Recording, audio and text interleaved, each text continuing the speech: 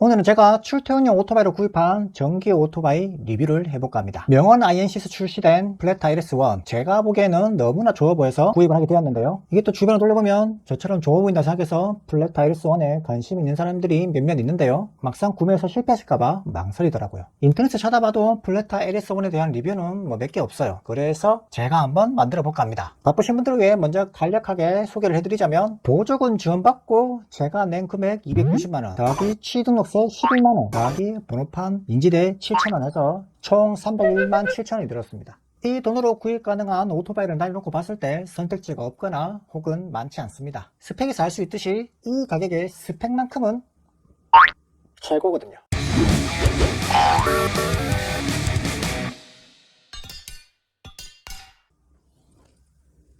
명원 INC는 2017년에 설립된 기업이고요. 2년 정도의 연구 개발 기간을 거치고 2019년도에 플랫타 LS1이 모습을 드러냈습니다. 기존 전기 오토바이에 비해 차별화된 출력, 그리고 어디 내놔도 꿀릴 거 없는 디자인, 그러면서도 정부 지원금을 받으면 저렴한 가격과 전기 에너지로 인한 경제력까지 갖춘, 명원 INC 홈페이지에서 카탈로그로 보고 있었는데, 카탈로그에 마치 야, 너 이거 안 사면 후회한다? 이렇게 적혀 있었던 것 같습니다. 정말 명원 INC가 기존 전기 오토바이와 내연기관 오토바이 사이에서 틈새 공략을 잘한 것 같습니다.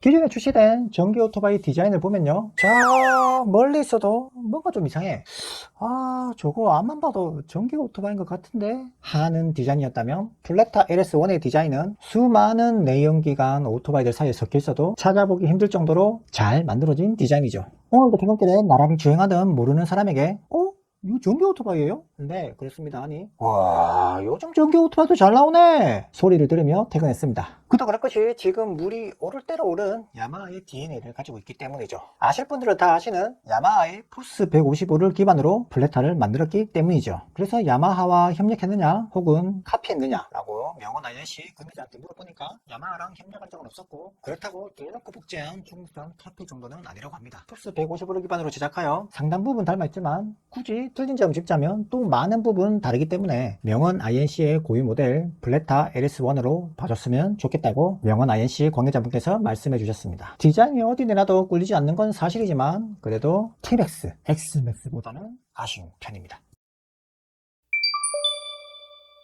플랫타 LS1 하면 주행 성능입니다. 디자인에서 뭔가 아쉬웠다면 이거는 찐또백입니다. 명원 INC에서 다른 거는 포기해도 주행 성능 하나만큼은 칼을 갈았다고 생각합니다. 분명 이륜 자동차 관련법상으로 봤을 때 소형으로 분류되는 기종인데도 불구하고 동급은 씹어먹고 125cc를 넘어 250cc 흉내까지 내고 있습니다. 진짜 시속 30km에서 60km 사이에는 최고입니다. 최고. 한번 타볼 수 있으면 타보기를 권장합니다. 아마 125cc 스쿠터에 적응도를 같은 분이라면 신세계를 느낄 수 있다고 생각합니다. 운동계 면허증으로 250cc를 타는 것 같은 생태계 파괴 기종임이 분명합니다. 이것이 가능한 게 당연히 전기 모터이기 때문이겠죠. 스펙을 봐도 알 수 있듯이 최고 출력 9.9kW, 이걸 마력으로 환산했을 때 약 13.2마력이 됩니다. 125cc 한 400에서 500만원대 오토바이가 가지고 있는 출력이죠. 그렇다 보니 최고 속력도 비슷한 시속 100km 나옵니다. 시속 30에서 60km 사이에서 250cc 느낌을 주는 이유는 모터의 최대 장점인 저RPM에서도 최대 토크가 나온다는 점이고요. 그 최대 토크는 248Nm로 125cc 있는 토크이기 때문이죠. 공차 중량 150kg, 배터리 무게 17kg, 두 개 해서 도합 184kg에 다소 무거운 편이라 초반 스타트는 좀 굼뜬 편인데 30에서 60은 가히 넘버원이다. 물론 동급선에서요. 리어 현가장치를 딱 보았을 때 알짜 잡는 스쿠터 T-Max가 떠오릅니다. 제가 플랫타를 사겠다고 생각해둔 구매 포인트 중 하나이기도 하죠. 그냥 딱 보기에도 현가 하질량을 줄이기 위한 소개가 들어갔다고 봅니다. 원리는 자세히 모르지만 현가 하질량이 낮으면 낮을수록 차체 고동이 좋아진다고 하죠. 상식적으로 생각해봐도 현가 하질량이 높다면 그만큼 우리가 잘 아는 관성도 커질 것이고, 우리가 잘 아는 그 관성이 커지면 지금 현 상태를 유지하려는 힘이 커지죠. 그러다 보니까 도로에서 요철을 만나 바퀴가 요철에 따라 신속하게 오르고 내려야 되는데, 관성이 크다 보면 반응이 늦어지고, 반응이 늦다 보면 차체 고동이 안 좋아지겠죠. 그래서 저는 바퀴 안에 모터가 있는 2일 모터는 개인적으로 안 좋아합니다. 조금 하다가 이 공간 반대로 납수 있고 그만큼 100% 연수가 줄어드니까 유지 비용도 적게 드는 경제적인 장점이 있지만 현과 하 질량을 증가시킬 수밖에 없는 구조이기 때문입니다. 반면 플랫타 LS1은 그 무거운 모터를 스윙암의 작용점에 최대한 가까이 배치해서 현과 하 질량을 줄였다고 볼 수 있고요. 여기까지는 생각지 않았는데 스윙암에 자석을 붙여오니까 자석이 안 붙어요. 물론 자석이 붙지 않는다고 뭐 다 좋은 건 아니지만 그래도 이렇게 프레임이 쓰이는 구조물은 스틸 아니면 알루미늄 합금이 많이 쓰이는데 알루미늄 합금이 쓰인 것 같습니다. 휠도 마찬가지로 자석이 붙지 않고요. 휠 안에 속이 비어있는 거로 봤을 때 이것들 또한 현과 하 질량과 관계가 있다고 생각합니다. 그리고 동력 전달을 위한 장치도 내구성이 좋은 체인을 사용할 수도 있는데 굳이 가벼운 타이밍 벨트를 사용한 것을 보아 이것 또한 현과 하 질량을 고려한 설계가 아닌가 생각합니다. 이 리어 현과 장치는 포스 155에서 명원 INC가 직접 수정한 부분인 것 같은데 아주 많은 공을 들인 것으로 보여져요. 아주 보기 좋습니다. 반면 앞쪽은 포스 155 그대로 쓴 것 같고요. 제가 보기에는 별다른 특이점이 없어서 넘어가겠습니다. 브레이크가 눈물 납니다. 한번 살펴보면 앞뒤 디스크는 245mm 정도이고 앞브레이크 캘리퍼는 복동식 4피스톤 그리고 뒷브레이크 캘리퍼는 복동식 2피스톤 보통 125cc 400에서 500만원대에 적용된 브레이크 시스템을 살펴보면 한 디스크 크기는 이 정도 하지만 캘리퍼는 보통 앞쪽에 단동식 2피스톤 그리고 뒤쪽에는 단동식 1피스톤 혹은 또 단동식 2피스톤 이 정도 거기에 비해서 플랫타는 캘리퍼가 한 반 계단에서 한 계단 정도 더 좋은 구성이 탑재되어 있죠.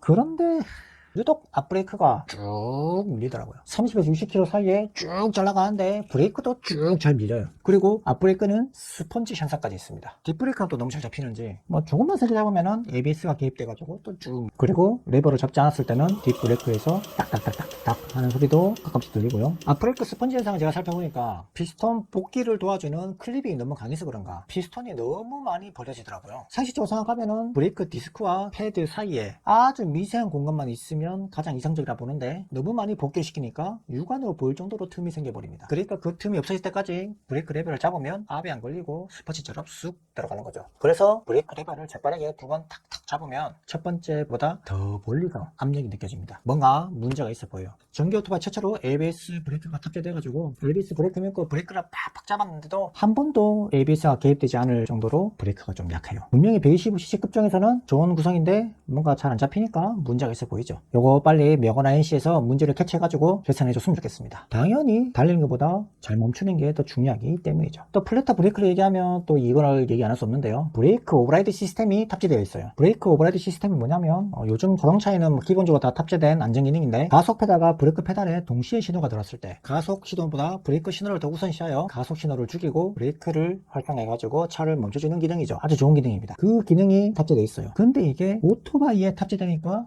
뭔가 양날의 검이 되는 것 같습니다. 자동차는 정상적일 때 브레이크 페달과 가속 페달을 동시에 밟을 일이 잘 없어요. 정상적이라면 가속 페달 밟든지 브레이크 페달 밟든지 번갈아 밟을 거란 말이죠. 그래서 가속 페달과 브레이크 페달에 동시에 신호가 오면 이상 신호라고 판단하고 브레이크를 우선시해서 잡아주는 거지. 반면 우리 오토바이들은 특히 스쿠터는요 왼손으로는 브레이크 레버를 잡고 오른손으로는 가속 레버를 돌릴 수 있는 그 조건이 빈번하게 갖춰집니다. 특히 좁은 곳에 주차할 때나 언덕길 출발할 때나 내리막길 내려올 때 왼쪽 손으로 브레이크를 살짝 잡고 있는 상태에서 가속 페달을 조절해가지고 가속이 될 때쯤에 브레이크 레버를 놓는단 말이에요. 보통 다 이렇게 하실 거예요. 밀리기 싫으니까. 또 주차할 때는 뭔가 문제가 있을 때 바로 멈추세요. 근데 그 왼쪽 브레이크, 뒷브레이크에 손을 살짝 얹고 있어가지고 브레이크를 잡았구나 라는 신호가 들어가면 가속 페달이 안 먹히니까 나는 가속하려고 가속 레버를 당겼는데 가속이 될 줄 알고 또 발도 뗐어. 그런데 브레이크 신호가 들어갔으니까 가속이 안 돼가지고 넘어지기 십상입니다. 안전을 위한 장치가 오히려 안전을 위협하는 장치가 되는 것 같습니다.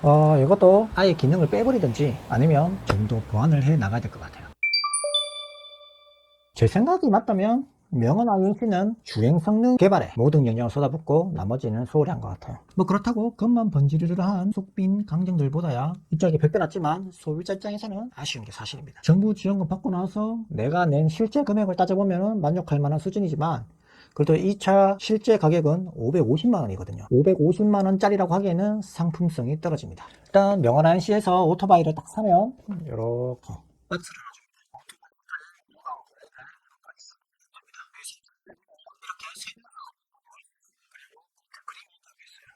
열쇠가 이렇게 생겼습니다. 뭔가 키 여기에 플랫타이라고 적어주든지 아니면 로고를 멋지게 만들어놨잖아요. 로고를 넣어주든지 해줬으면 되는데 저는 CO2를 샀는데 제가 열쇠를 적어서 복사한 것 마냥 이렇게 멍텅구리로 되어 있습니다. 이거 안 좋죠. 또 이런 오토바이 열쇠 처음 봤어요. 이뿐만이 아닙니다. 이제 계기판을 볼까요? 일단 계기판은 풀 디지털 계기판으로 깔끔합니다. 그런데 시계가 없어요. 디지털 계기판이니까 당연히 있을 줄 알았는데 없어요. 시계가 별거 아닌 것 같아도 있고 없고 차이는 있다가 없어보면 확실하게 느껴집니다. 저는 시계가 없는 오토바이 2002년식 미라주 125 이후로 처음 타봤습니다. 계기판도 작은데 배터리 잔량 표시에 너무 많은 자질을 저장한 것 같아요. 토탈 퍼센트가 있고 그다음에 A 배터리 퍼센트, B 배터리 퍼센트에다가 그래프까지 있어요. 이게 처음에는 궁금하니까 눈길이 많이 가더라고요. 그래서 신기하게 나왔으니까 좋은 거 같았는데 그거 좀 타니까 눈길이 잘 안 가요. 총 얼마 남았구나 뭐 이 정도? 아니면 뭐 B 배터리 다 써가나? 뭐 이 정도? 그러다 보니까 좁은 계기판에 너무 공간만 많이 차지하는 것 같다. 다른 건 몰라도 그 그래프 있는데 그래프 빼버리고 시계가 들어있으면 참 좋았을 것 같다는 생각이 듭니다. 그리고 계기판이 상당히 누워있는데 상당히 누워있다 보니까 음영이라 해야 될까요? 하여튼 가려지는 부분이 생깁니다. 오토바이 시트에 딱 앉았을 때 가려지는 부분이 생겨요. 이게 뭐 적상거리가 나오는 부분이다 보니까 뭐 사실상 안 봐도 상관없긴 한데 그래도 안 보이는 거하고 안 보는 거랑은 느낌이 확실히 다르죠. 이거 좋지 않습니다. 계기판에서 조금 밑에 내려오면 봉지 거리가 있는데요. 이 봉지 거리들 좀 보십시오. 봉지 걸려고 옆으로 제치면 제자리에 오질 않습니다. 저것만 그런 건지 모르겠지만 이런 사소한 문제라도 차량 가격이 550만이라 생각하면 있으면 안 되는 문제인 것으로 생각됩니다. 그 다음 조금 더 뒤로서 시트를 봐볼까요? 시트에 멋지게 로고를 넣어놨는데 로고가 중심이 아니고 좀 삐뚤게 돼 있어요. 뭐 그것까지는 괜찮은데 시트를 열어보면 안에 시트를 잡아주는 어떠한 장치도 없습니다. 이거 좀 너무하죠. 최소한 뭐 힌지 부분에다가 스프링이라도 걸어서 의도치 않게 다치는 거 정도는 방지했어야 되지 않나 그런 생각이 듭니다. 이게 뭐야 이게. 그 다음에 시트에서 좀 밑으로 내려오면 이제 B 배터리가 당기는 그 프레임이 보이는데 이거 보이십니까? 이거 문제죠. 550만짜리가 두 달 만에 벌써 프레임이 녹이라니요. 가능한 일입니까? 이거 아니죠. 가기를 먼저 하고 도색하는 게 힘들었으면 최소한 덧칠이라도 해줬어야 맞다고 봅니다. 550만원짜리인데 두 달 만에 프레임에 녹이 생긴다는 게 말이 됩니까? 그것도 차대번호 때문에. 그 다음 조금 더 뒤로 오면은 무슨 바람이 통해야 될 것 같은 커버가 있어요. 근데 살펴보면 모양만 이렇지 뭔가 바람이 통과돼가지고 냉각을 도와준다든가 그러지는 않는 것으로 보여요. 요게 내연기관에서는 요 안에 방열기가 달리는데 플랫타 같은 경우에는 수능식이 아닌 공랭식이다 보니까는 방열기가 없죠. 꼭 필요한 부품은 아닌 것 같은데 뭐 그렇다고 모터가 노출될 수는 없으니까 포스 155 거 그대로 방열기 커버를 달아놓은 것으로 보입니다. 반대편 넘어가면 똑같은 모양으로 대칭으로 돼 있어요. 근데 이게 좌우 따로 봤을 때는 대칭인 것 같지만 뒤에서 봤을 때 커버가 달려있는 위치가 다릅니다.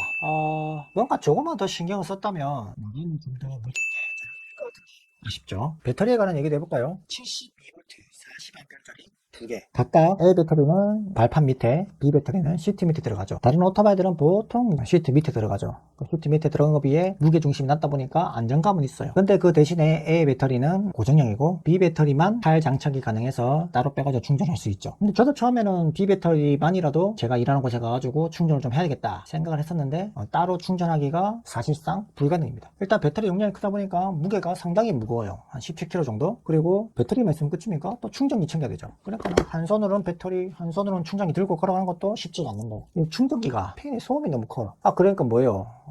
회사 전기 좀 몰래 좀 쓰려고 하는데 저기 구석에서 왜 하는 소리가 들리니까 눈치 보여가지고 충전이 못하겠더라고요. 그래서 저도 딱 한 번만 해보고 집에서 차체에 꽂아가지고 충전하고 있습니다. 그 다음 전기 오토바이답게 후진하는 기능이 들어가 있는데요. 이 후진하는 기능도 썩 도움되지는 않습니다. 앞바퀴가 움푹 포인트 들어가 있으면은 후진으로 팍 빼줄 것 같지만 후진하는 힘이 너무 약해가지고 거의 뭐 무용지물이더라고요.